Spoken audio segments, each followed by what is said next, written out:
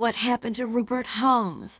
Rupert Holmes was born David Goldstein on February 24th, 1947 in Northwich, Cheshire, England, the son of an American Army warrant officer and bandleader and an English mother. When he was 6 years old, his family moved to New York City. He entered the Manhattan School of Music after graduating from Nyack High School, and after he graduated, he started working as a session musician and producer in New York City. Holmes gained a foothold in the manufactured world of AM pop and bubblegum after setting up early listening performances for the Platters and Gene Pitney. He received his first break writing and producing for the Cufflinks, a band that served as a front for Ron Dante, a singer for several studio-based pop groups, including the Archies. Producer Don Kirshner wouldn't let Dante sing on another project after the Archies had a major success with Sugar Sugar in the summer of 1969. But Holmes filled in and finished an album that was going to be released under the Cufflinks moniker. Instead, street people were given credit for these records, and in 1970, they had two singles with Holmes singing lead: Jennifer Tompkins, which reached number 36 on the charts, and Thank You Girl, which barely cracked the top 100. Elizabeth Lisa Wood Dreyfus, an attorney, was a childhood acquaintance of Holmes, who he was married to in 1969. The next year, Holmes had his biggest pop success with Timothy, a darkly humorous and upbeat story about cannibalism that was recorded by an unknown one-hit wonder group that you might be familiar with. The majority of their 1971 self-titled first album was written by Holmes, as was one of his lesser hits, Give Up Your Guns. But Timothy made a sensation and rose to number 17 on Billboard's Top 40. This achievement, along with his consistent work as a songwriter, jingle composer, and film composer, led to Holmes signing a contract with Epic Records.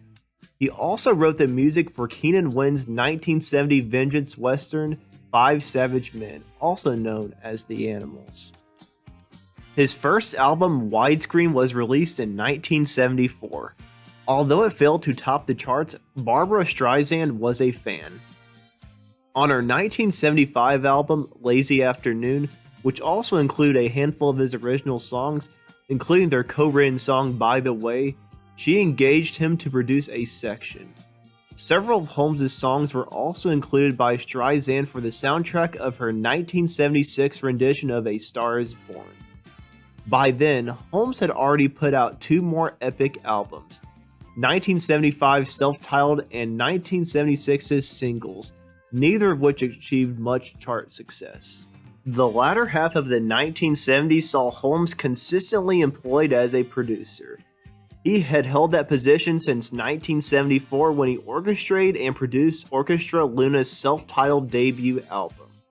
However, following his work with Streisand, he directed Sailor's Trouble in 1975, Sparks' Big Beat in 1976, The Strawbs' Deep Cuts in 1976, Lindsay DePaul's Tigers and Fireflies in 1979, and Showbiz, a disco parody released on Capitol in 1979.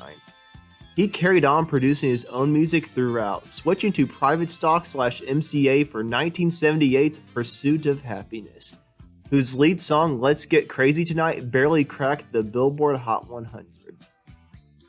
All of this served as a lead-up to Partners in Crime, the 1979 album on which Holmes eventually had a major hit with Escape the Pina Colada Song. Escape the Pina Colada Song was a testament to Holmes' cunning with its O. Henry-like twist ending, but it also just so happened to come out at the perfect time. It served as a soundtrack for the decadent, swinging 1970s. By the end of 1979, Escape the Pina Colada Song topped the Billboard Hot 100, propelling Partners in Crime to number 33 and earning it gold status. Partners in Crime's Hymn, which peaked at number 6 on the Hot 100 in 1980 and reaching number 4 on the Adult Contemporary chart, also was a hit, and Answering Machine went to number 32. Additionally, he wrote and produced two songs for Judy Collins' albums Sandy and Grace. 4 albums by Suzanne McCorkle, The People That You Never Get to Love from 1981, From Bessie to Brazil in 1993, most requested songs in 2001, and ballad essentials include his song The People That You Never Get to Love from 2002. The song was also sung by Frank Sinatra Jr. for his album That Face from 2006. Partners in Crime was swiftly followed by Holmes' in 1980's Adventure, but failed to match Partners in Crime's level of success. None of its singles reached the top 40, and Morning Man and I Don't Need You both peaked at number 21 on the adult contemporary chart. In 1981, Holmes released Full Circle, but it likewise failed to chart. It turns out that the end, the final song taken from Full Circle, was far seen because Holmes turned away from pop music after that 45. He provided the voice for the animated television series The Raccoons, but by the time the music for the program was released in 1983, he was already performing at plays at a stop on the way to Broadway. A top 3 smash for the Jets in 1986, Holmes' song You Got It All, also known as You Got It All Over Him, was later covered by pop icon Britney Spears and included in her internationally released version of Oops, I Did It Again from 2000. A musical version of The Mystery of Edwin Drood, based on the incomplete Charles Dickens book of the same name, made its Broadway debut in August 1985.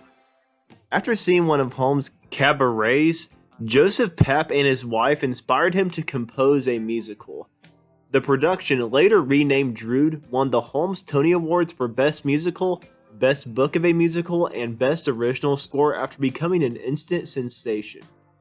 At the age of 10, his daughter Wendy passed away unexpectedly in 1986 from an unidentified brain tumor.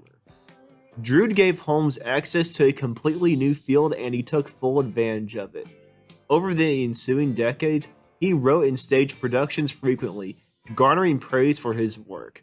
For example, his 1990 play Rupert Holmes won an Edgar Award for Best Play. His 2002 play Say Goodnight, Gracie received a Tony nomination for Best Play, and in 2007, he won Outstanding Book of a Musical for the musical mystery comedy Curtains.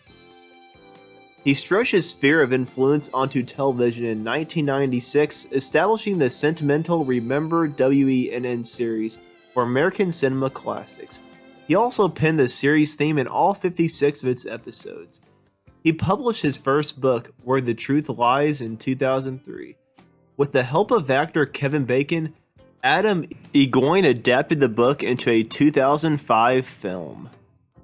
Working on musical adaptation of John Grisham's A Time to Kill, Robin and the Seven Hoods, and The First Wives Club during the 2000s showed Holmes' expertise in stage musical adaptations of classic literature and movies.